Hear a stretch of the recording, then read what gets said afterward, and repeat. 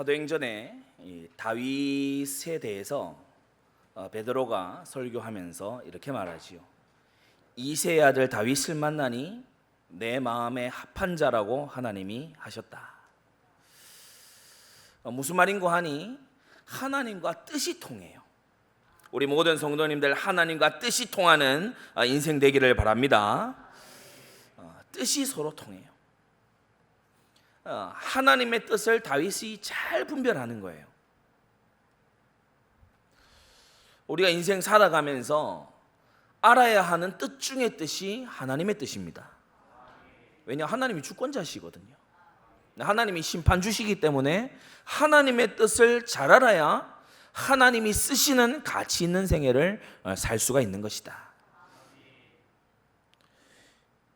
26장에 이 다윗이 하길라산에 있습니다.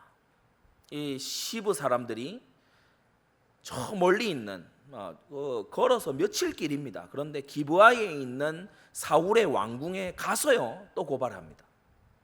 이 사람들은 뭐 고발병 걸렸는지 아무튼 다윗을 고발하고 일러 바치고 이걸 자기는 이 충성이다 이렇게 생각해요. 애국하는 거다 이렇게 생각해요. 하나님 편에서 보면은 완전 아닌 행동을 하고 있는 거죠. 하나님이 허용하셔서 그렇지 하나님이 기뻐하실 일이 전혀 아니지요. 사울이 보면은 맹세하고 약속하고 언약 맺었어요. 그런데 다시 다윗 죽이려고 3,000명 데리고 딱 오는 거 있죠.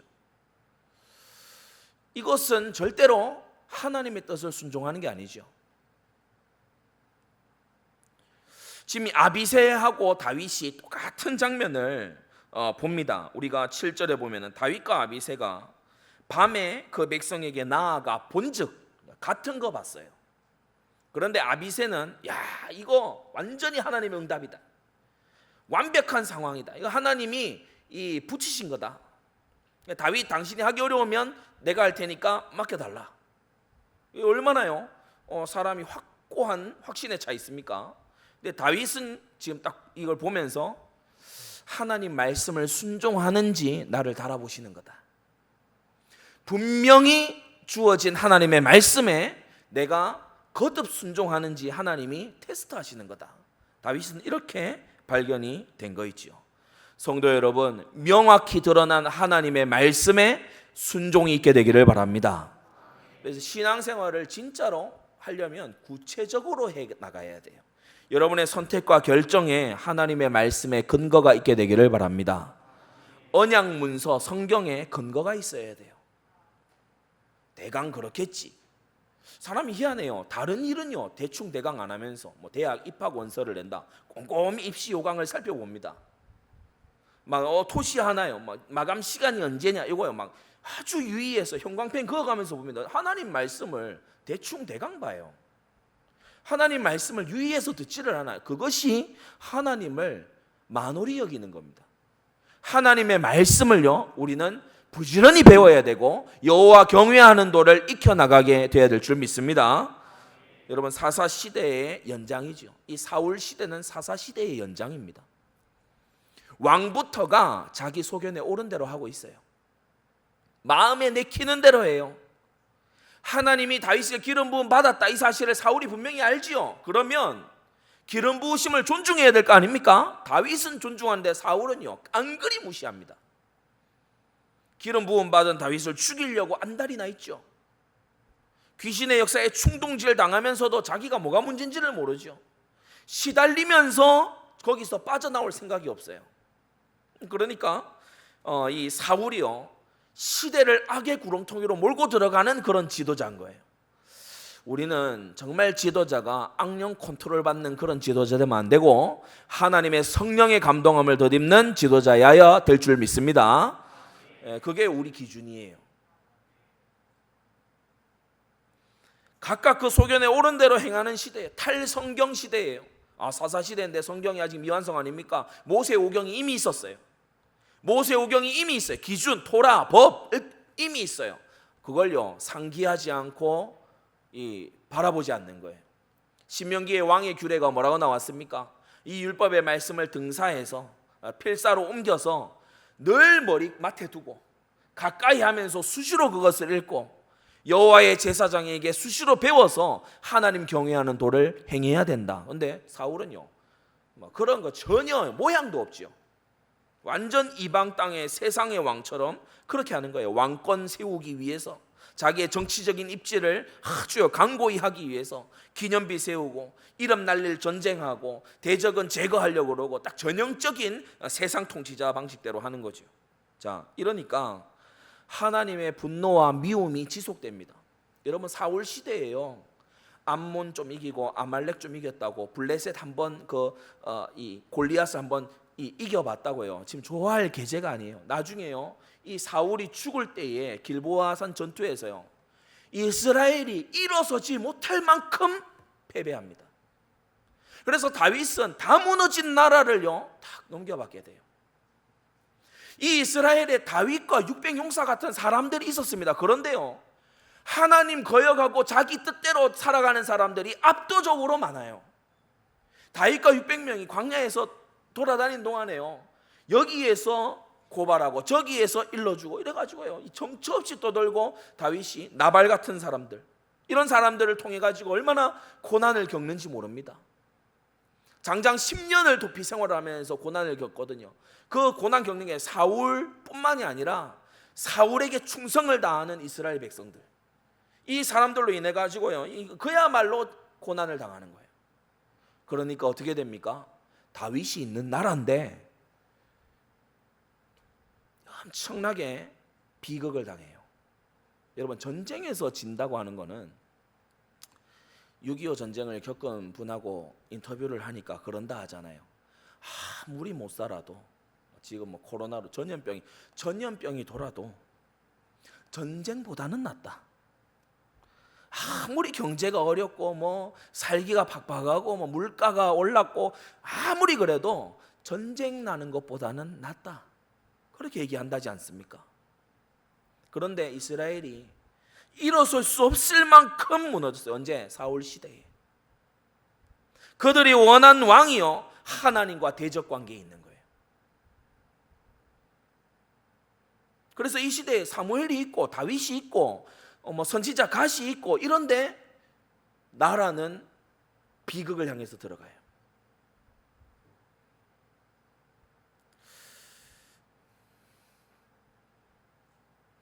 여러분, 놀라지 말고 들으세요. 신학생이 시편이 몇 편까지 있는지 몰라요.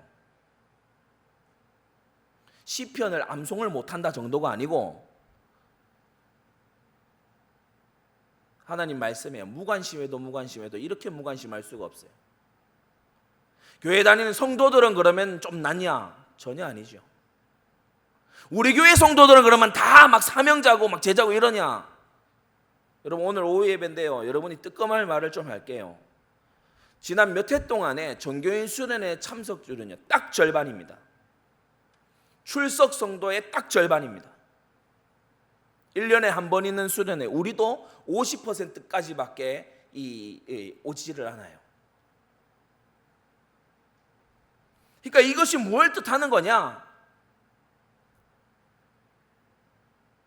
나의 이 어떤 분야에 아주 뭐 중요한 세미나가 있다. 뭐 예를 들어서 내가 꼭 승진해야 되는데 거기에 내가 꼭 필요한 어떤 교육 과정이 있다. 그러면요 안 빠지겠죠. 그런데 하나님 말씀 배우는 건요 자일피일 미뤄요. 하나님 말씀을 뭐 굳이 몰라도 별로 갈급함 없어요. 뭐 예레미야서를 내가 모른다고 막 큰일이 있겠냐? 에스겔서를 읽어 잘 모르잖아요. 몰라도 그냥 넘어도 됐다. 내가 대단히 무슨 성경 연구할 사람도 아니고 말이지. 내가 알아 뭐 하겠냐? 넘어가요. 하나님이 우리에게 일평생 동안 가는 동안에 딱 한 권 주셨는데 여기에 마음이 없어요. 여러분 정말 교회 안에 교육과 훈련 부지런히 받게 되기를 바랍니다. 하나님 경외하는 도를 배워야죠. 하나님의 계시의 말씀을 배워야 할 거 아닙니까? 하나님이 우리 인류의 구원을 위해서 딱 하나 성경 주셨잖아요. 율법의 1.1획이라도 남김없이 다 이룬다고 우리 주 예수님이 말씀하셨지 않습니까? 고린도전서 4장 6절에 기록한 말씀 밖으로 넘어가지 말라고 말씀하시지 않습니까? 고린도전서 13장에도 완전한 것, 성경이 올 때에는 부분적으로 하던 구약부터 오던 예언과 선지자들을 통한 방어 이런 것이 그치리라고 하지 않았습니까?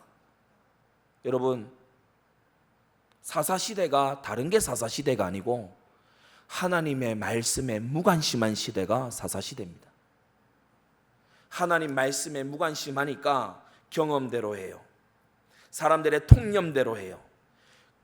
생각을 짜내서 해요. 최신 기술을 따라서 해요. 여론 따라 해요. 눈치 보고 해요. 하나님의 말씀은요, 왜 듣는 이가 없으니 점점 희귀해져요. 오늘날도 마찬가지입니다. 하나님의 뜻에 무관심하지요. 여러분은 전도 대상의 리스트를 혹시 갖고 계십니까? 여러분은 전도자로 준비되기 위해서 변증 전도를 잘 하기 위해 예를 들어 읽고 있는 책이 있습니까? 내가 정말 하나님이 쓰시는 전도자가 되기 위해서 여러분은 전도 현장에서 배우는 그 실습이 있습니까? 별로 없는 거 있죠. 당장 내 입에 풀칠하고 내가 먹고 살아가야 되는 일이 눈앞에 절박하게 다가오니까 그것은 갈급하게 바라봐지는데 먼저 그 나라와 그 일을 구하라. 이거는요, 들어서 알고만 있지 내 삶의 실천은 안 되고 있죠. 여러분, 정말 하나님의 뜻에 관심과 중심을 기울이게 되기 바랍니다.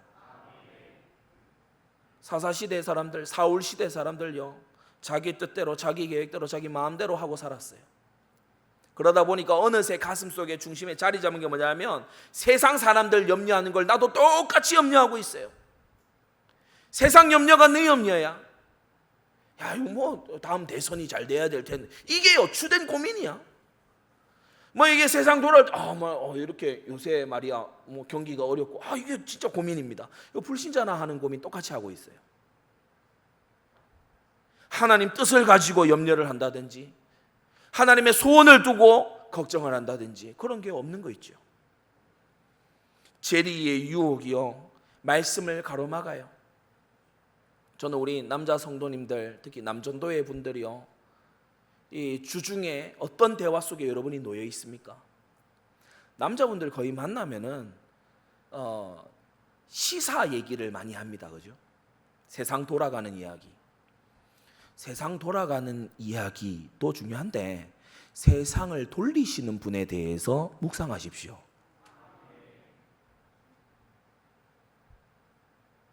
재리의 유혹, 이게요 가슴속에 꽉 찼어요.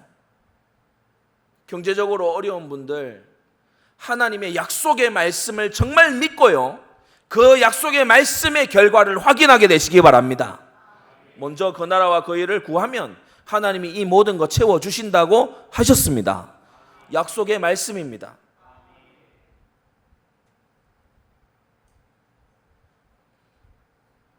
둘째로는 하나님의 뜻에 무지해요. 몰라요.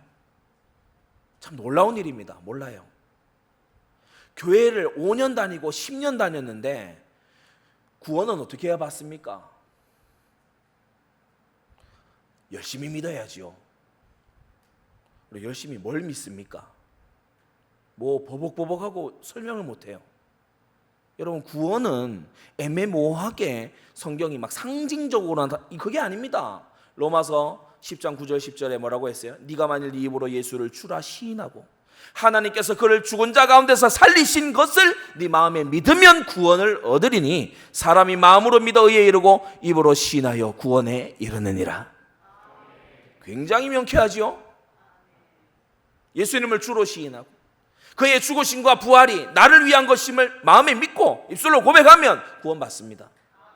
성경은요 애매모호하게 진리를 말하는 게 아니에요. 그런데 교회에 오래 다니면서 이런 말 저런 말 다 들었어요. 뭐 긍정적으로 생각해라, 이렇게 뭐 상처가 많이 속에 있어서 그렇다, 뭐 다 필요한 말들이겠죠. 이런저런 말들, 뭐 사회 돌아가는 게 어떻다, 야 우리가 이웃을 미워해서 되겠냐, 품어줘야지, 뭐 이렇게 뭐 사랑이 뭐 필요하지 않겠냐, 이런저런 얘기 많이 들었어요. 구원의 길을 몰라. 거듭나는 길을 몰라. 어떻게 해야 성령이 내주하시는지를 몰라요. 그래서 바로 옆에서 임종하는 사람이 지옥 들어가는데 한마디 말을 못하는 무능한 인간이 돼 있는 거예요. 부모님 소천하시는데 지옥은 안 가게 해야 될 거 아니에요. 복음 전할 기회를 하나님 주셨는데 복음 말 못해. 그래서 하나님의 명료한 첫 번째 뜻, 전도, 여기에 완전 무능하게 만드는 그런 교회. 정말요, 마음에 그런 교회가 소중하지만 마음에 그런 게 막 일어나요. 뭐하러 그 교회 다니냐? 영혼 구원도 못 시켜주는 그런 교회 뭐하러 다니냐? 그 정도로요, 이름만 교회일 뿐이지 하나님의 뜻에요 무관심해요. 무지해요. 저는 서울에 올라가서 대학 생활하고 캠퍼스 전도하고 또 현장에 우리 본팀 두란도 현장 나갔을 때 또 함께 동참하고 하면서요, 진짜 탄식이 되는 거예요. 탄식이. 뭐 그 설교가 어떻다 이거는요 두 번째로 돌리더라도 교회에 다니는 사람 중에 예수님을 올바로 믿는 사람이 없어요. 예수님이 내 마음에 내주하고 계십니다. 이 고백을요 아주 희귀하게 듣습니다. 교회 뭐하러 가냐? 친구들이 좋고 사람이 좋아요. 교회 뭐하러 가냐? 목사님이 인품이 훌륭하세요. 교회는 뭐하러 가냐? 교회가 우리 어릴 때부터 같이 늘 모이고 친하고 그랬어요. 하나님의 뜻을 모르는 거예요. 성경 추고라고 안 읽어요. 성경을요 덮어놓고 신앙생활 하기가 너무 오래됐어요. 그래서 내가 보기에 좋으면 하나님 은혜다, 응답받았다, 이거 하나님 인도다. 내가 보기에 좀 어려워 보이면요 그거는 또 내가 뭐 하나님이 날 인도하시는지 잘 모르겠다 이러고 있는 거예요. 셋째로요, 하나님의 뜻을 알려줘도 무시합니다. 복음을 값어치 없게 받아요. 여러분, 저와 여러분이 복음 받아 하나님 자녀 된 건요 기적 중에 기적입니다. 복음 받아 하나님 자녀 되어서 이 땅 사는 동안에 성령의 내주와 감동 속에서 살고 이 땅 떠나 이 다음 내세로 가게 될 때에 우리가 영원한 천국의 시민으로 하늘 영광에 동참하게 되는 건요, 이건요 우리 인생이 얻을 수 있는 이 축복 중에 가장 큰 축복이에요. 그런데 그걸요 대수롭지 않게 여겨요. 복음을 이렇게 말하면 교회 다니는 신자의 눈에서요 무시와 경멸의 눈빛으로 이렇게 됐습니다. 앞에 전도사가 말하고 목사가 말한다 그러니까 듣고는 있는데 뭐 그거 다 아는 거 그 얘기 아니야. 자기가 복음에 대한 감격이 없으니까 사람 만나도 복음 얘기 안 하죠. 그래서 복음 들어야 될 사람이 그 옆에 안 붙여지는 겁니다. 자, 훈련이 소홀해요. 여러분, 하나님의 말씀의 훈련을요 구약 백성들은 무교병 7일간 먹으면서 퍽퍽한 누룩 넣지 아니한 퍽퍽한 그 무교병 7일간 먹으면서 그러면서요 이 하나님 말씀 집중해서 배웠어요. 7절기 때마다요 이 하나님 말씀 집중해서 여호와 경외하는 도를 배웠어요. 모든 것을 스탑하고 안식일에 하나님 경외하는 것을 집중해서 배웠어요. 오늘날은 어떻습니까? 가르치는 것도 희귀하고 배우려는 자도 희귀한 시대가 오늘날입니다. 여러분, 하나님의 기록된 계시의 말씀 성경에는 하나님의 뜻이 모호하지 않고 명확하게 드러나 있습니다. 하나님은 우리가 알아듣도록 말씀하시는 분이세요. 하나님의 뜻 첫 번째, 요한복음 6장 40절, 내 아버지의 뜻은 아들을 보고 믿는 자마다 영생을 얻는 이것이다. 예수 그리스도를 믿음으로 영원한 생명을 얻는 구원사역 곧 전도가 하나님의 뜻입니다. 여러분이 전도에 시간을 쓰고 물질을 드리고 중심을 드리게 되시기 바랍니다. 그때예요. 임마누엘 되는 생애가 되는 거예요. 여러분, 지상 명령이 뭡니까? 볼지어다 내가 세상 끝날까지 너희와 항상 함께 있으리라. 그거 언제 그렇게 한다고요? 모든 족속으로 가서 복음 전해서 제자 삼을 때. 맞습니까? 그래서 우리가 이 전도라고 하는 것은요, 몇몇 말주변 좋은 사람들이 부서 만들어서 하려는 일이 아니고 모든 신앙인의 양심입니다. 모든 신앙인의 양심이에요. 내가 전도를 잘 못하는 지금 상황이다. 내가 지금 어떤 사람이 소위 영적 문제, 또 어떤 사람이 죄에 탐닉하면서, 어떤 사람이 인생의 허무에 걸려서 신음하고 있고 헤매고 있고 정신없이 살아가고 있는데 내가 이 사람에게 확실한 영접 메시지를 못한다. 그러면요, 그분은 신앙 연차가 오래됐든 직분이 뭐든지 가네요. 여러분이 전도에 능숙한 사람에게요 보고 배워야 됩니다. 여러분, 자존심이 중요한 게 아니에요. 지금 내가 전도가 안 되고 있는데, 그렇지 않습니까? 제가 리폼드에 이렇게 갔더니 이 Great Commission Society라고 그 동아리예요. 지상 명령 동아리 거 있더라고요. 미국에 뭐 신학교들 전도 안 한다 이러는데 제대로 된 데는 다 합니다. 전도하는 시간이 따로 있어요. 그래, 몰이나 이런 데 가가지고요 복음 전하는 거예요. 신학생들 나와서 복음 전해야지. 그거 하려고 신학하는 건데. 가가지고 복음 전하는데 어떤 친구는 잘하고 어떤 친구는 약간 좀 이렇게 부끄러워하고 이러더라고요. 서로 짝이 돼서 배우고 가르쳐주고 알려주고 서로 그래가지고 함께 하나님 뜻 이뤄나가는 거예요. 여러분, 정말 하나님의 뜻에 마음을 담으시기 바랍니다.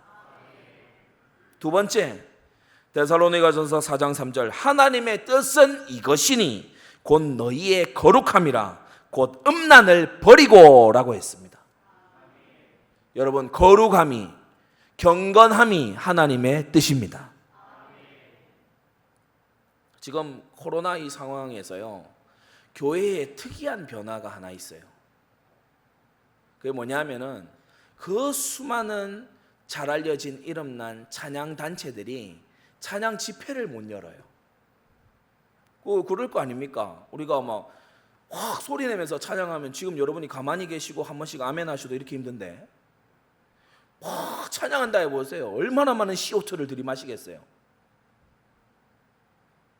저도 이 마스크 쓰고 여기 회중석에서 찬송하고 할 때요, 찬송을 힘을 다해서 해버리잖아요. 그러면 막 여기 미간 여기가 뭐 저릿하고 튀어나오는 것 같아요. 공감하는 분이 있고 전혀 안 해봐서 공감이 안 되는 분이 있어요. 찬양 집회를 못해요. 지금 그 상황이거든요. 왜 그러냐? 여러 이유가 있고 하나님의 허용적인 뜻이 있겠습니다마는, 제가 찬양 단체들 이름만 대면 아는 그런 곳의 간사들하고 얘기를 해보면 의외로 이 두 번째 이 부분이요 심하게 무너져 있어요. 찬양단체, 선교단체를 하는데요 혼전 순결이 안 돼요. 감정에 이끌려서 막 하는 것이요 수년이 됐죠. 그러니까 자기 감정 컨트롤이 안 돼요. 불신자에게 얘기하기 부끄러울 정도로요 뒤에서 정결하지 못해요. 음행죄를 저질러 놓고 둘 다 시험 들고, 그게 밖으로 알려주면 또 은혜가 안 되고 덕이 안 된다 그래가지고 시시하면서 자기들 사이에서 막 이런, 그게요 여기저기 다 있습니다. 참 공교롭게도 이 팬데믹 상황 속에서 확 줄어든 게 뭐냐면 찬양 집회가 확 줄어들었어요. 도리어 하나님 말씀 듣는 강로는요 이전보다 더 강화된 거 있죠. 성도 여러분, 경건으로 나아가는 게 하나님의 뜻입니다. 여러분, 이 두 번째가요 주로 성도들이 어려움에 처하는 이유입니다. 어려움에 처한다, 여러 이유들이 있지만 주로 보면은 하나님이 나의 거룩의 진작을 위해서, 거룩이 더 거룩해지게 하기 위해서 하나님께서 죄 버리라고 문제와 곤란한 상황을 허락하시는 거 있죠. 셋째, 에베소 3장 10절 11절입니다. 이는 이제 교회로 말미암아 하늘에서 정사와 권세들에게 하나님의 각종 뜻을 알게 하려 하심이니, 이는 영원 전부터 그리스도 예수 안에서 예정하신 뜻대로 하신 것이라고 했습니다. 영원 전부터 예정된 뜻이 뭐예요? 교회를 통해서 하는 겁니다. 교회를 통해서 하나님의 각종 뜻, 보다 정확히 말하자면 하나님의 모든 뜻, 그것을 알게 하려 하신다. 그 자리가 바로 오늘 이 자리임을 믿습니다. 하나님의 모든 뜻을 알게 한다. 교회를 통해서 하시는 거예요. 그런데 몇몇 사람들은요, 이 하나님의 뜻을 정반대로 교회가 못하니까 선교단체가 한다, 교회가 못하니까 어느 단체가 한다, 교회가 못하니까 이런저런 공동체가 하겠다, 이런 말을 하는 거예요. 교회가 연약하면 교회를 돕고, 교회가 모자라면 교회를 아주 이렇게 완전하게 다듬어 나가고 이래야지, 교회가 못하니까 대체기관이 들고 나옵니까? 그것은 하나님의 뜻이 아닙니다. 여러분이요, 엄한데 헌신하고 충성하는 어리석은 자 되지 마세요. 주님은 그의 몸된 교회를 통해서 하십니다. 그게 하나님 뜻이에요. 넷째로 욥기 23장에 나왔죠. 그가 나를 단련하신 후에는, 나의 가는 길을 오직 그가 아시나니 그가 나를 단련하신 후에는 내가 정금같이 나오게 될 것이다. 이전에는요, 어실퍼실한 또 이 여러 가지가 섞여 있는 잡스러운 그런 돌이었어요. 그런데 단련되고 정제되고 연단되고 난 다음에는요, 정금이 돼서 순금이 돼서 딱 나오는 거예요. 불순물 제거되고, 잡다한 거 다 물러가고. 훈련의 목적이 뭡니까? 잡다한 거 다 물러가게 하는 거예요. 옛것, 옛 체질, 세상 것, 내가 가지고 있던 불신앙 체질, 이거요, 불순물 다 제거하고 정금같이 나오는 그런 훈련이 바로 하나님의 뜻이다. 정금은 빛난 곳에 쓰지요.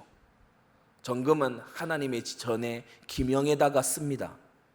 하나님 쓰심에 준비되는 훈련. 그래서 때때로 보면은 훈련 없는 교회가 좋은 교회인 줄로 생각해서 그런 교회를 제 발로 걸어가는 사람들이 있어요. 그거요, 하나님의 뜻하고 별로 안 맞습니다. 참된 교회의 표지 세 가지가 있는데, 참된 교회의 표지 세 가지 뭐죠? 말씀의 신실한 선포가 있어야 돼요. 두 번째는 성례의 신실한 집례가 있어야 돼요. 합법적인 성직자에 의해서 성례가 신실하게, 세례와 성찬이 집례가 돼요. 세 번째가 권징의 신실한 이행인데, 이 권징이 영어로 디스플린인데 훈련입니다. 권징은 단순히 사람을 징계만 하는 것이 아니라 모든 훈련을 말하는 거예요. 교회는 훈련되는 곳입니다. 교회는 하나님 나라 훈련소임을 알게 되기 바랍니다. 그래서요, 경건한 말을 오전에 들으셨죠? 경건한 말을 주고받는 걸 자꾸 훈련하는 거예요. 성도들 사이에 성도에 합당한 언어 생활을 교회 안에서 훈련해서 세상에 나가서도요, 옹교결에 참 감사한 일이네요. 우리 불신자가 놀라는 거예요. 참 거기에 예비된 뜻이 있습니다. 그리고 불신자 모르는 말이잖아요. 설명을 해주는 거예요. 훈련된 사람, 안 된 사람 완전 다르죠. 다섯 번째, 데살로니가전서 5장 16절 18절에 항상 기뻐하라, 쉬지 말고 기도하라, 범사에 감사하라, 이는 그리스도 예수 안에서 너희를 향하신 하나님의 뜻이라고 했습니다. 하나님이 내게 주신 것을 기뻐하고요, 하나님께 쉬지 않고 기도해서 연합하고요, 하나님께 감사하는, 영광 돌리는 삶을 살아가는 거예요. 여러분, 예배의 태도가 어떻습니까? 누구도 빼앗아갈 수 없는 하나님 안에서의 희락을 가지고 예배하시기 바랍니다. 감사를 가지고 하나님을 영화롭게 하게 되시기를 바랍니다. 이게요, 성경에 명확하게 드러난 하나님의 뜻이에요. 여러분, 하나님 뜻이 뭐냐 물으신다면요, 이것을 말해주세요. 하나님 뭘 원하시냐, 이것을 말해주세요. 하나님은 무슨 계획을 갖고 계시냐, 이것을 말해주세요. 이것이 하나님의 뜻입니다. 자, 그러면 첫째로 하나님의 뜻은 세 가지 특징이 있어요. 사람의 뜻은요, 이리저리 바뀌기도 하고 확고했다가도 흐려지기도 하고 자주 수정되고 이러지만, 하나님의 뜻은 작은 첫째로 영원 전부터 확고하게 작정되어 있습니다. 그래서 우리는 하나님이 무엇을 뜻하셨는가를요 발견하고 따라가는 게 우리의 일입니다. 우리 뜻대로 안 되니까 너무 감사하잖아요. 유한하고 죄 많고 허물 많은 우리 계획대로 돼봐요. 온갖 이상한 일 벌어지지. 하나님 뜻대로 되니까 얼마나 감사합니까? 하나님이 뜻을 다 가지고 계시니까 얼마나 든든합니까? 불안해하지 않아도 돼요. 왜냐? 내일 무슨 일이 일어날지 몰라도 내일이 하나님의 손안에 있는 건 확실하거든요. 불안해할 필요가 없는 거예요. 아비가일이 다윗에게 준 확신이 이거 아닙니까? 하나님의 생명싸개 속에 당신이 있다. 사명이 있는 한 당신은 불사의 존재다. 아무도 당신을 죽이거나 해할 수 없다. 왜냐? 하나님이 당신을 생명싸개로 잡고 계시기 때문에.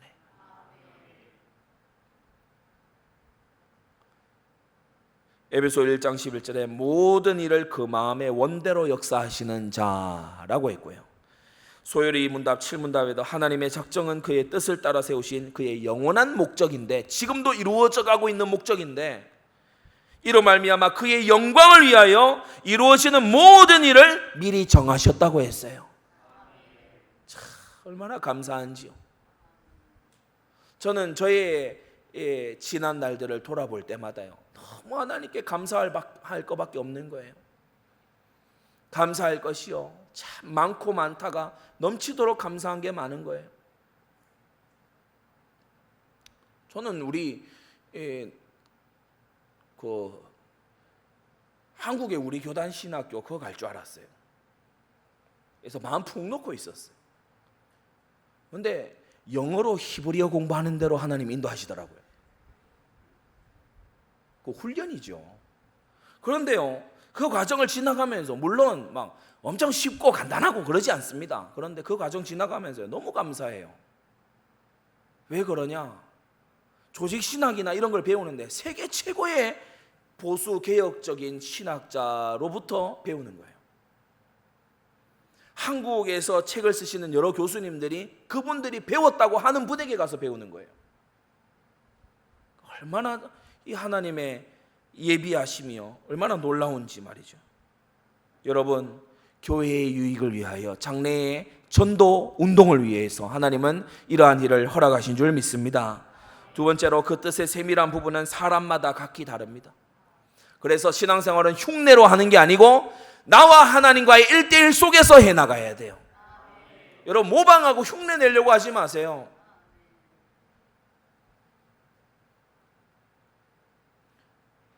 왜 흉내를 냅니까? 말씀 속에서, 강단의 메시지 속에서, 그리고 그 받은 말씀이 머리에 머물러 있지 아니하고 내 중심에 뿌리 내리려면 반드시 기도 속에서. 기도는 하나님을 설득하려고 하는 게 아닙니다. 기도는 하나님은 뭐 경망스럽게 아주 경솔하게 보좌를 움직이니만이 그게 기도가 아닙니다. 기도는 뭐냐? 영원하신 하나님의 뜻을 내가 마음 다해 기뻐하고 내 마음에 뿌리 내리기 위해서, 하나님이 기뻐하시는 것을 내 영혼이 기뻐하게 하기 위해서 하는 게 기도입니다. 나를 하나님께 맞추는 게 기도예요. 세밀한 부분은 사람마다 다르죠. 신자에게 깨닫게 하시는 게 외인에게는 안 깨달아져요. 같이요 두 사람에게 복음을 전해도요, 한 사람은요 영접 기꺼이 하겠대요. 한 사람은 죽어도 자기는 안 한대. 둘 다 착해 보였거든요. 다릅니다. 로마서 12장에요 모든 지체가 같은 직분을 가진 것이 아니라고 했어요. 한 그리스도 안에서 한 믿음 가지고 있지만 직분이 달라요. 쓰임새가 달라요.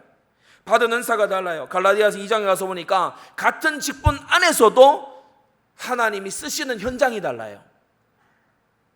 쓰시는 분야가 달라요. 그래서 베드로가 바울을 질투하면 안 되고요, 바울이 베드로를 부러워하고 그러면 안 됩니다.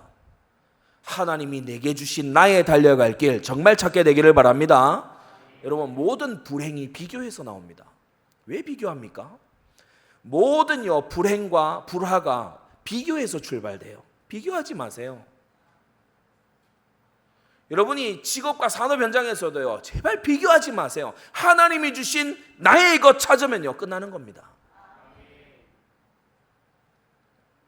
셋째로요, 그 뜻은 오직 드러내서 알려주시는 것만큼만 알 수 있어요. 저는 가급적 우리 많은 성도님들에게 하나님께서 당신의 뜻을 충만하고 충분히 알려주셔도 문제없을, 일부 때 여러분 말씀 들었죠? 거만한 자는 교훈을 받으면 업신여긴다. 그런 자가 아니고 지혜 있는 자가 되세요. 받은 말씀이 구체적으로 순종이 되어가는 그런 심령들이 되기를 바랍니다.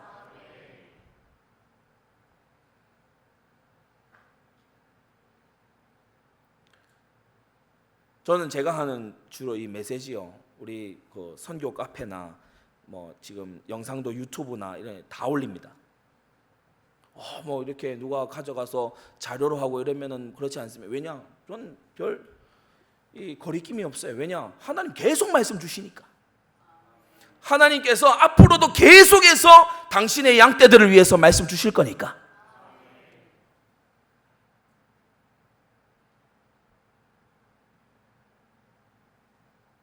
신명기 29장에 오묘한 일은 우리 하나님 여호와께 속하였거니와 나타난 일은 영구히, 어떻게 해요? 영구히 계시의 말씀을 말씀하는 겁니다. 기록된 말씀을 말씀하는 겁니다. 이 5가지 뜻, 이것은요 영구히 우리에게 또 우리 자손에게 속한 것이다. 이 가르침, 이 교훈은 우리와 우리 자손이 영원히 붙들 그러한 교훈이다. 나타난 하나님의 말씀. 이는 그랬어요. 왜 이렇게 알려주시느냐? 초월하신 하나님이, 지혜가 전지전능하신 하나님이 왜 알려주시냐? 유한한 우리에게 왜 알려주시냐? 이는 우리로 이 율법의 모든 말씀을 행하게 하시려고, 준행하게 하시려고 알리심을 우리는 압니다. 그래서 말씀에 따른 행동이 있어야 돼요.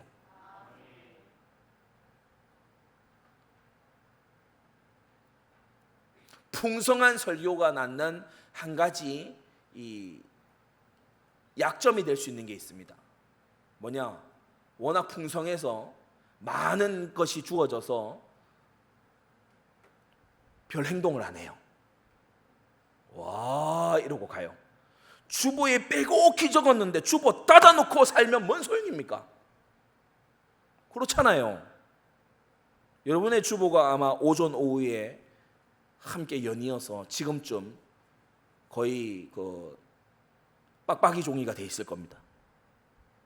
이것저것 열심히 적는 분들 많아요. 좋은 일입니다. 그런데 적고 끝내지 말고 행함으로 옮겨야 됩니다. 야고보가 그랬죠. 행함이 있는 믿음이 산 믿음이다. 그래서 은혜의 외적 방도 3가지를 통해서 우리는요 하나님의 뜻을 구체적으로 알아갈 수 있는데, 그 첫째가 말씀, 그 설교고, 2번째가 성례, 교회의 지도라고 했어요. 3번째가 성령 감동을 통해서 알게 됩니다.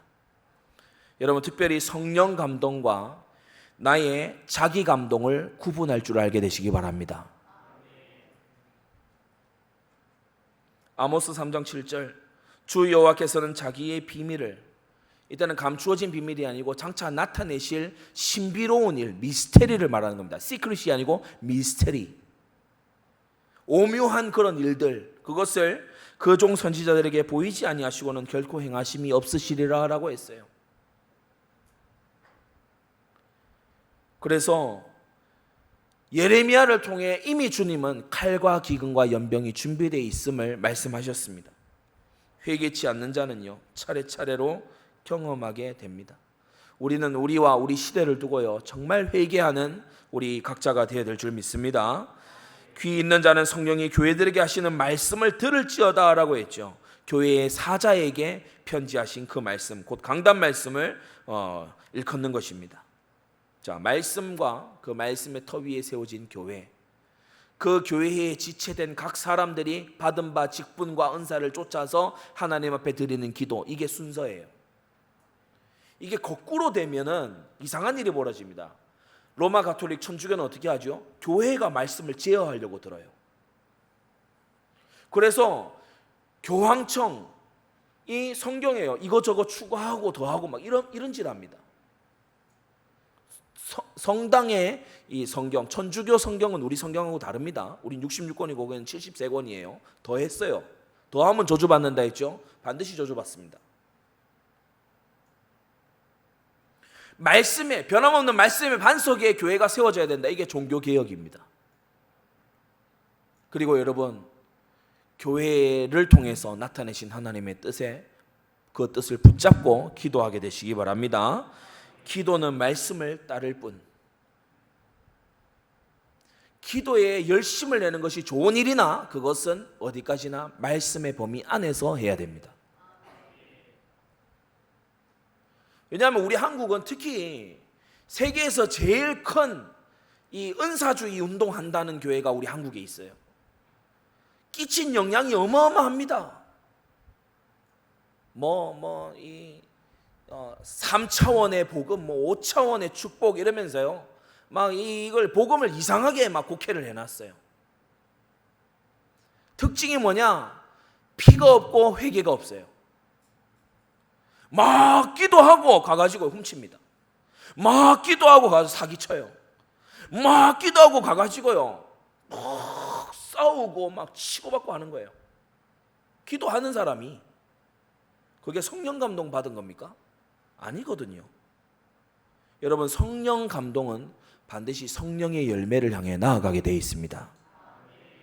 영이 강한 것과 성령 충만한 건 다릅니다.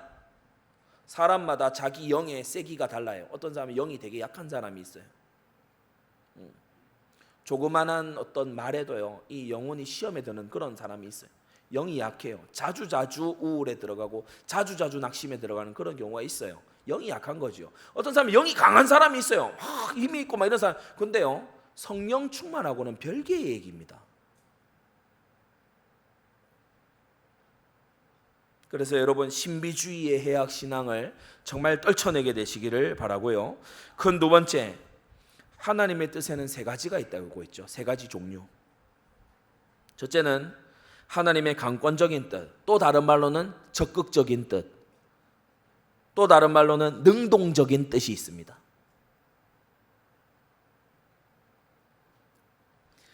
로마서 12장에서는 하나님의 선하시고 기뻐하시고 온전하신 뜻이라고 설명하고 있어요.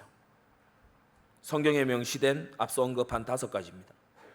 이것이 바로 하나님이 직접적으로 명하시고 나타내신 뜻이기 때문에 우리는 전도가 되어지고 경건이 이루어지고 교회가 세워지고 사람이 훈련되고 연단되고 그러면서 하나님 영광이 드러나는 것을 기도응답이라고 말합니다. 이게 성령 인도예요. 영분별은 이렇게 하는 겁니다. 요한일서 4장이요. 우리의 말을 받지 않는 자는 적그리스도의 영이다. 그때 그 우리의 말이 요한 사도와 함께 된 사도들의 말을 말합니다. 그 성경을 말하는 겁니다. 성경에 위배되게 그리스도가 육체로 임하시지 않았다, 이단교리 주장은 그 적그리스도의 영입니다. 아무리 그럴듯하게 얘기하고 아무리 번들어지게 얘기하고 그래도 적그리스도의 영입니다. 인품이 좋아 아니라요, 엄청 현인 같고 군자 같을지라도 적그리스도의 영입니다. 성령이 아닙니다. 하나님의 말씀이 이만큼 중요한 기준이라는 것을 여러분 정말 뼈에 새기게 되시기 바랍니다. 둘째로 하나님의 허용적인 뜻도 있다고 했죠. 때때로 신자의 죄를 허용하기도 하십니다. 야곱의 아들들이 요셉을 인신매매하고 팔아버렸어요. 당신들은 나를 해하려 했으나 하나님은 그것을 선으로 바꾸사. 그러니까 해하려 한 그것을 하나님이 허용하셨어요. 그러면 그게 하나님 기뻐하시는 뜻이냐? 아니죠. 시편 81편 12절에도요, 그 마음에 강팍한 대로 이스라엘을 내어버려 두셨다. 그 하나님 기뻐하시냐? 안 기뻐하십니다. 왜냐? 워낙 강팍하게 나가니까요. 한번 그 경험해 보라고 놔두신 거예요. 강팍하게 나가고 고집스럽게 나가고 죄 회개 안 하고 끝까지 나가보면 어떤 일이 생기고 어떤 사단이 벌어지는지 한번 몸소 겪어봐라. 허용적인 뜻이지 기뻐하시는 뜻이 아니에요. 완악함으로 인해 일시 허용하시는 그런 뜻도 있죠. 세속적인 왕인 사울을 허용하셨고, 마태복음 19장에 이혼 증서를 주어서 이 아내를 내어보내는 걸 모세 때에 일시 허용했어요. 왜냐? 여성을 워낙 못 살게 굴고 막 그러니까 이혼 증서라도 줘서 내보내라, 이렇게 일시 허용을 한 거지 본래는 그렇지 않다. 하나님의 본심이 그것이 아니시다. 그리고 열왕기상 22장에서도요, 이 거짓말하는 영이 선지자들의 입마다 가서 붙어서 거짓을 예언하겠다니 하나님 허용하시죠. 그렇게 해서 아합을 멸망으로 이끌어라. 계시록 17장에서도 자기 뜻대로 할 마음을 열국의 통치자들에게 다 주어서요, 한 마음으로 짐승 곧 하나님의 백성을 핍박하는 어린 양 예수 그리스도 따라가는 자들을 씹어먹으려고 달려드는 짐승에게 권세를 몰아주는 거예요. 허용적인 뜻입니다. 결코 기뻐하시지 않아요. 하나님은 죄의 조성자가 아니시죠. 그래서 이 허용적인 뜻은요, 하나님이 명하신 것도 아니고 권장하시는 바도 아닙니다. 더 높은 뜻의 성취를 위해서 잠시 허용하실 뿐이죠. 때가 되면 징벌받습니다. 때가 되면은 반드시 하나님께서 결산을 내십니다. 교정을 하시고요, 하나님의 전능한 손이 개입에 들어옵니다. 그 전에 죄를 회개하고 돌이켜야 됩니다.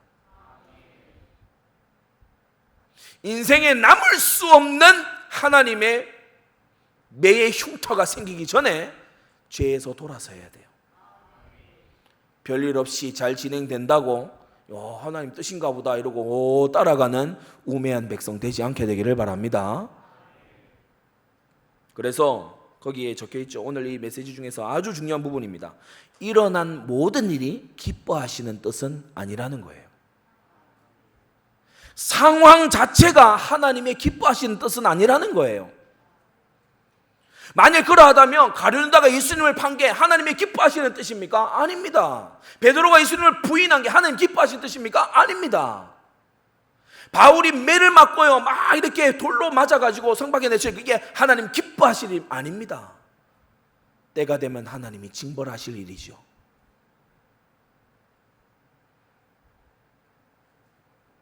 그래서요, 모든 상황이 성령 인도인 것이 아니라는 것을 오늘 우리는 이 아비새와 다윗의 일화에서 명확하게 배워야 되는 겁니다. 셋째는 복합적인 뜻이 있어요.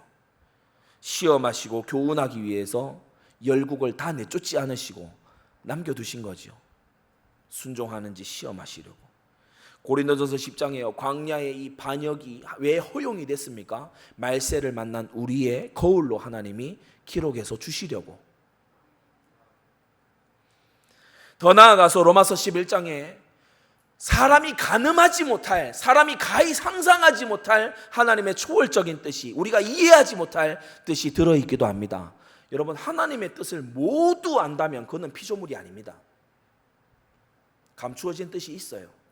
그리고 그 감추어진 뜻 앞에서 이 5가지로 해결되지 않고 3가지 은혜의 방편으로도 이 답이 나오지 않는 그러한 상황 앞에서 우리는 다만 묵묵히 여호와는 선하시고 인자하시도다 고백하는 우리가 되어야 될 줄 믿습니다.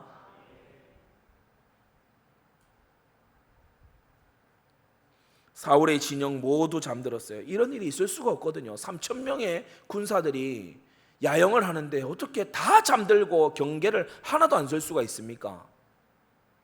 이럴 수가 없는 일이 일어났지요. 사울 머리 곁에는 왜 그렇게 치명상을 입힐 수 있는 창이 그것도 꽂혀 있을까요? 이런 일이 일어날 리가 없잖아요. 근데 이런 일이 일어났어요. 아비새는 이것을 하나님이 주신 응답이다 이렇게 봤고요. 다윗은 명확한 말씀을 기준으로 하나님이 나를 테스트하시는구나 이렇게 발견됐어요. 여러분, 여기서요, 신앙생활이 무리의 길로 가느냐 제자의 길로 가느냐가 판가름 나는 겁니다.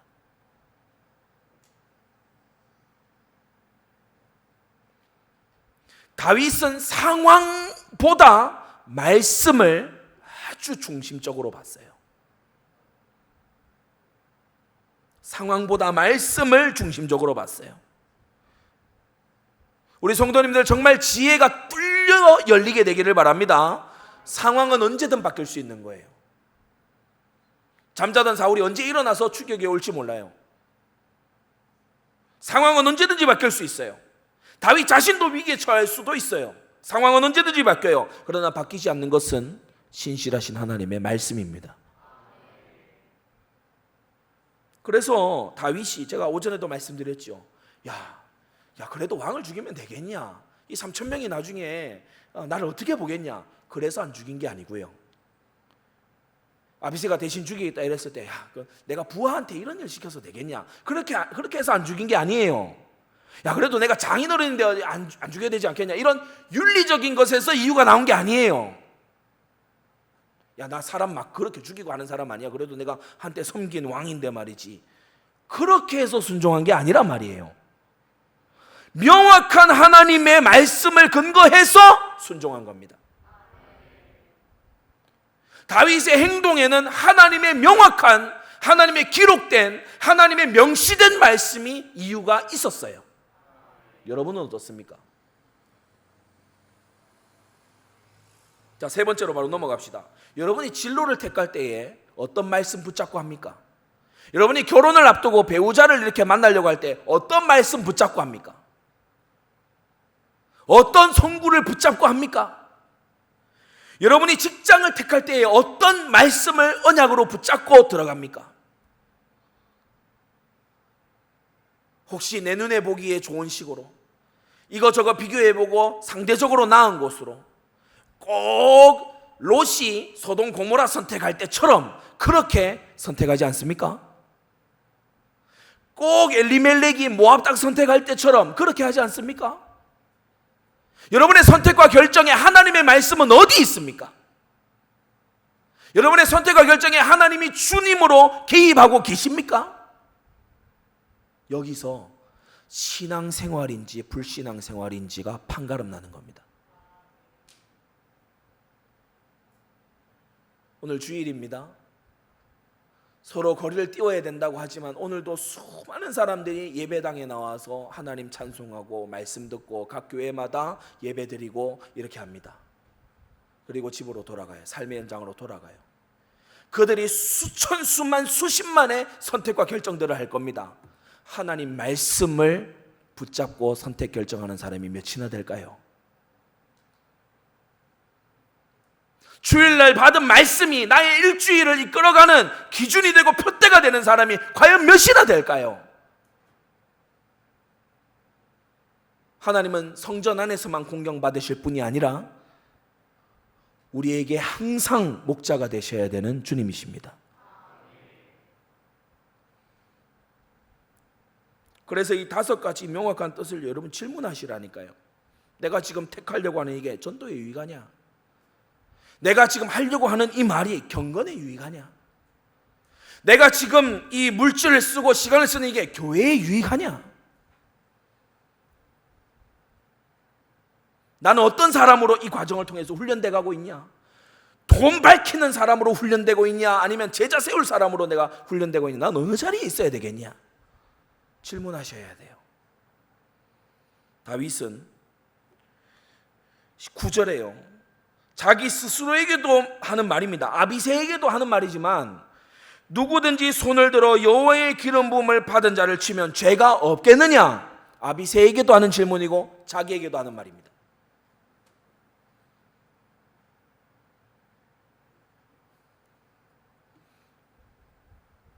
이러한 점검 없이 마음 내키는 대로 하잖아요. 상황 따라서 유리한 쪽으로 그냥 해버리잖아요. 사람이 주변에서 아비새 같은 데 얼마나 충성스럽게 들리는 말입니까? 그러니까 다윗이 죽이지 말라 만류해서 그렇지 다윗이 가만히만 있어도 아비새가 알아서 처리해요.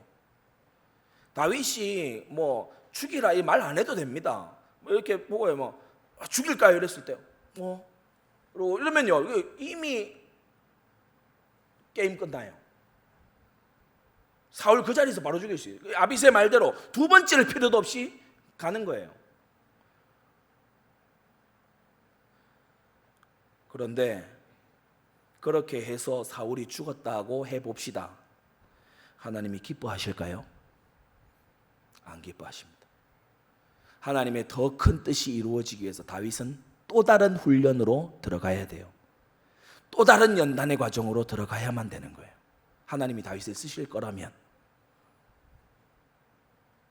그래서 우리는 문제와 위기와 만남 속에 들어있는 하나님의 뜻을 정확히 찾아내는 훈련이 되어져야 된다는 겁니다.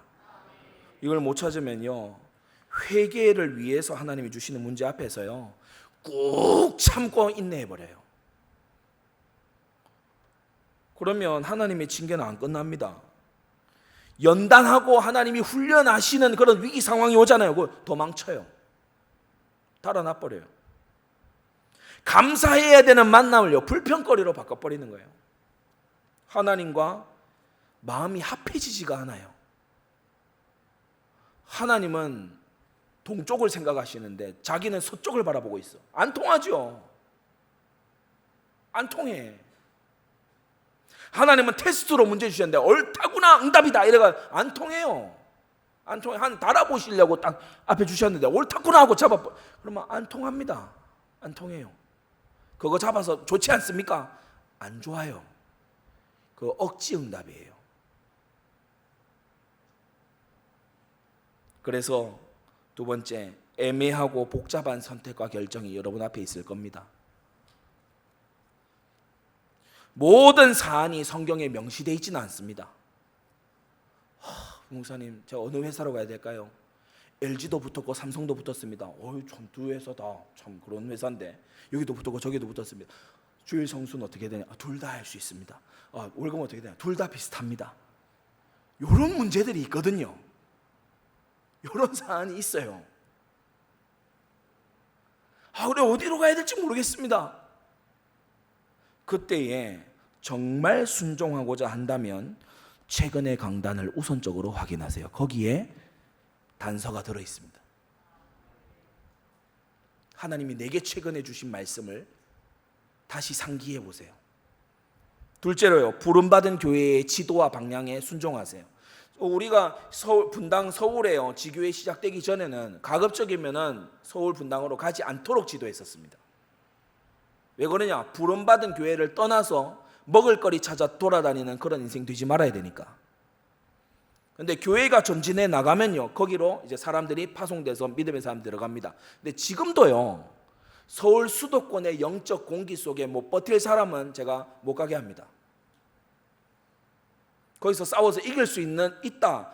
그리고 동력할 어떤 게 좋아 보인다. 그러면요 이제 갈 수 있지만 이 사람은 서울 가서 완전히 세속화되겠다. 그러면요 그의 안전을 위해서라도요 이 권유를 못 하게 돼 있어요.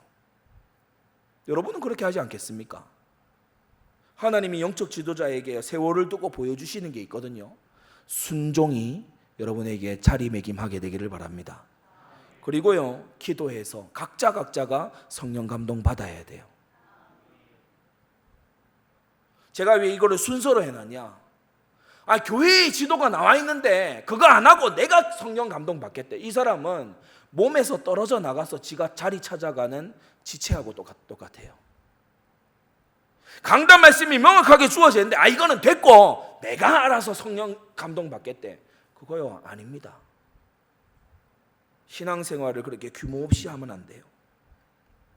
자, 그래서 진정 하나님을 순종하고자 하는 중심이 있다면 사울처럼 계속해서 거여가지는 않습니다. 사울은 지금 하나님도 거여가고 다윗과의 맹세도 깨버리고 자기가 한 말도 지키지 아니하고 계속해서 이상하게 나가죠. 또는 아비새처럼요 이거 응답이다 이거. 왜? 유리해 보이니까. 그런 식으로 속단하고 성급히 저지르지도 않습니다.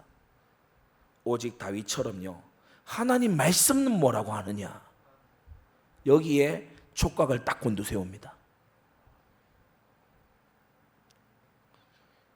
여러분이 방역 지침이 어떻게 되냐 보다 하나님 말씀이 더 귀 기울여져야 돼요. 위드 코로나가 뭐 어쩌고저쩌고 하는데 그거보다요 하나님 말씀이 이번 주 강당이 뭘 말씀했냐 여기에요. 다 여러분이요 시선을 집중해야 돼요. 여러분 신정국가가 다른 게 신정국가가 아니고요 그 주간에 가장 헤드라인이 되는 뉴스가 강단 말씀인 게 그게 신정국가입니다. 스펄전이 영국 런던에서 목회할 때요 토요일 저녁이 되면요 사람들마다요 곳곳에 그냥 교회 아니고 교회 밖에 사람들이 곳곳에 모여가지고 내일 무슨 말씀 나올까? 내일 스펄전 목사님 무슨 설교할까? 이게요 런던 시내 사람들의 초미의 관심사였어요. 여러분 그게 신정도시입니다. 말씀은 교회 안에서 조금 이렇게 봐놓고요, 세상 나가서는 세상 얘기만 계속해. 그래서 말을 다 빼앗겼어요.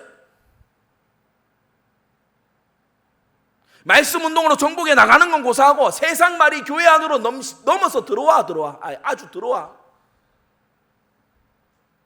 여러분, 우리는 이걸요 역으로 바꿔나가야 됩니다. 바꿔나가야 돼요. 바꿔나가야 돼요. 하나님의 말씀이요, 에스겔 선지자가 말한 것처럼요, 성소에서 물이 일어나서 그 강물이요 온 세상을 향해 적셔 들어가는 것처럼 하나님의 말씀이 그렇게 흘러가야 할 줄로 믿습니다. 결론입니다.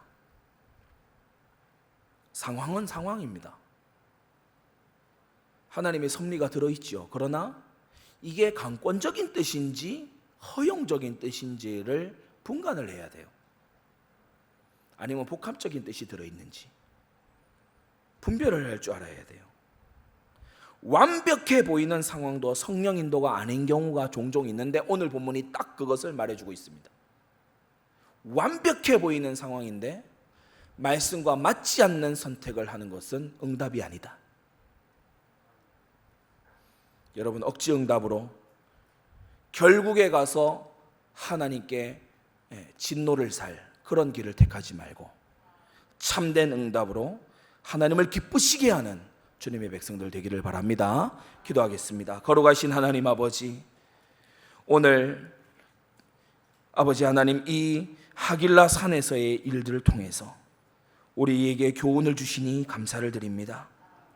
다윗은 어떻게 생각하고 행동했기에 이새의 아들 다윗을 만나니 내 마음에 합한 자라고 주님께서 말씀하셨습니까? 우리 성도들도 다윗과 같은 하나님의 뜻에 민감하고 민첩한 그러한 주님의 백성들 되도록 은혜 내려 주시옵소서. 상황보다 상황 위에서 다스리시는 하나님을 보게 하여 주시옵소서. 예수 그리스도의 이름으로 기도드리옵나이다. 아멘.